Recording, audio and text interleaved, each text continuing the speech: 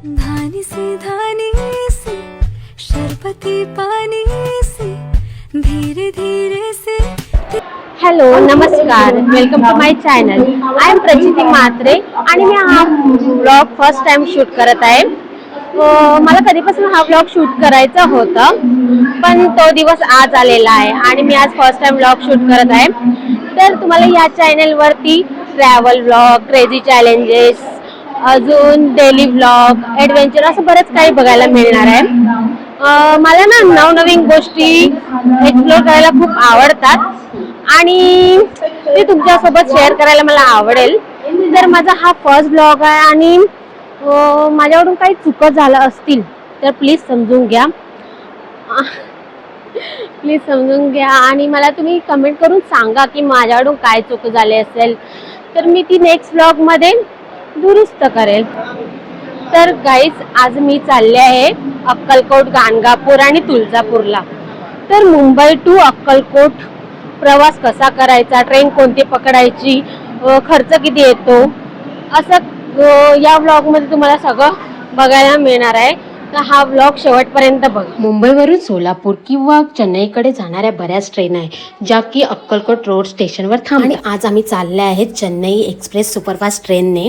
आणि जर तुम्ही फॅमिली किंवा फ्रेंडसोबत जाणार असाल तर आधी स्लीपर किंवा AC तिकीट रिझर्वेशन करून घेतलेलं चांगलं. चला तर मग मी आता मस्त फेस वॉश करते आणि फेसला इन्स्टंट हायड्रेशन आणि ग्लो आणण्यासाठी मी लावत आहे हा फेस मास्क. चला तर मी आता झोपते. बाय, गुड नाईट, भेटूया उद्या.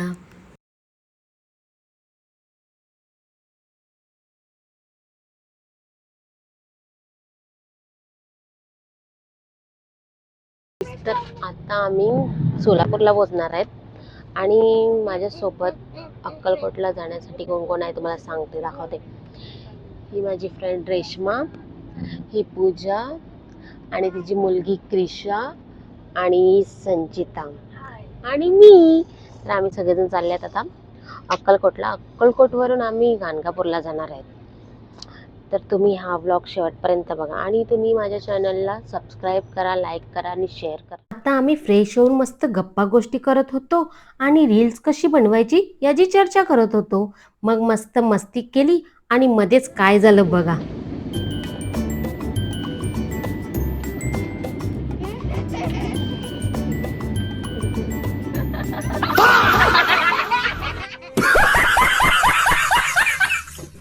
तर काही 7-8 तासाच्या प्रवासानंतर आम्ही आता अक्कलकोटला फायनली पोहोचलेले आहेत आणि आता आम्ही स्टेशनच्या बाहेर चालले आहेत. रिक्षा बघतात अक्कलकोटला जाण्यासाठी, आपल्या मंदिराकडे जाण्यासाठी. तर गाईज, आता आम्ही अक्कलकोट वरून रिक्षाने अक्कलकोट मंदिराकडे चाललेले आहेत. तर आय थिंक 12 किलोमीटर आहे इथलं डिस्टन्स आणि ऑटोला 50 रुपये चार्जेस आहेत. A few moments later. आम्ही भक्त निवासमध्येच रूम घेतली. मग आम्ही पटापट फ्रेश होऊन मस्त रेडी झाले आणि गाणगापूरसाठी निघाले. आणि इथे अक्कलकोटवरून गाणगापूरला जाण्यासाठी शेअरिंग ऑटो जातात. पर पर्सन रिटर्न 300 रुपये चार्जेस घेतात. फायनली आम्ही 2 तासाने गाणगापूरला पोहोचलो. सगळ्यात आधी आम्ही पवित्र संगमावर आलो. तिथे भीमा आणि अमरजा नदीचा संगम बघितलं. आम्ही इथे पूजा केली, दिवा आणि नारळ अर्पण केलं. संगमाच्या जवळ एक पवित्र औदुंबराचा वृक्ष आहे.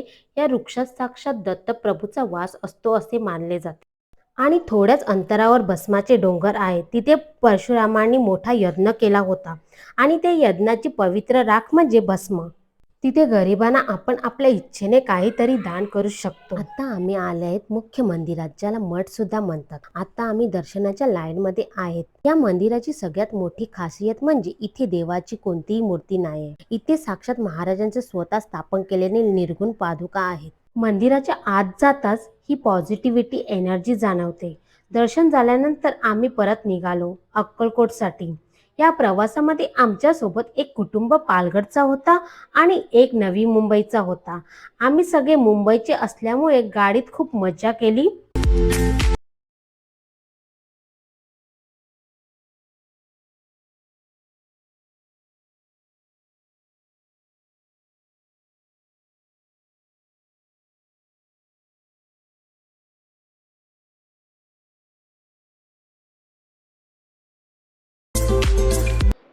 सो गाईज आता आम्ही गाणगापूरवरून आलेले आहेत आणि इतकं ऊन होता बापरे बाप. आम्ही पूर्ण थकून गेलेले आहेत आणि आता आम्ही तुळजापूरला जाण्याची तयारी करतात. तर आपण तुळजापूरला भेटू.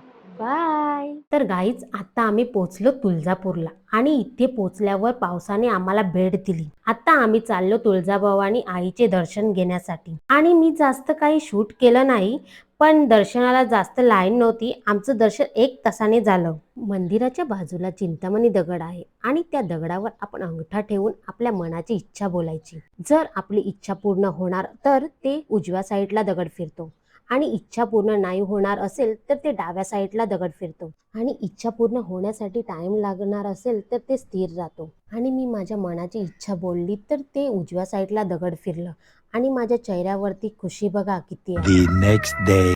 Good morning guys. आता आम्ही निघालो आहे स्वामींच्या दर्शनाला. ॲक्च्युली आम्ही पहाटे 5च्या आरतीला जाणार होते, पण आम्ही काल पूर्ण फिरून थकले होते तर आम्हाला उठायला झालं नाही.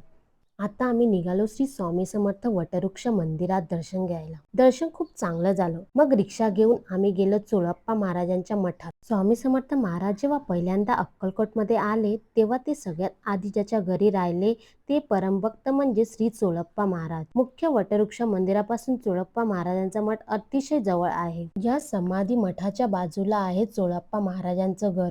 असं म्हटलं जाते की श्री स्वामी समर्थ महाराजांनी इथे 21 वर्ष वास्तव केलं होतं. मग आम्ही इथे जाऊन फोटो काढले आणि घरी जायला निघाले. इथपर्यंत व्लॉग बघितला त्यासाठी थँक्यू सो मच. भेटूया नेक्स्ट व्लॉगमध्ये. Bye bye.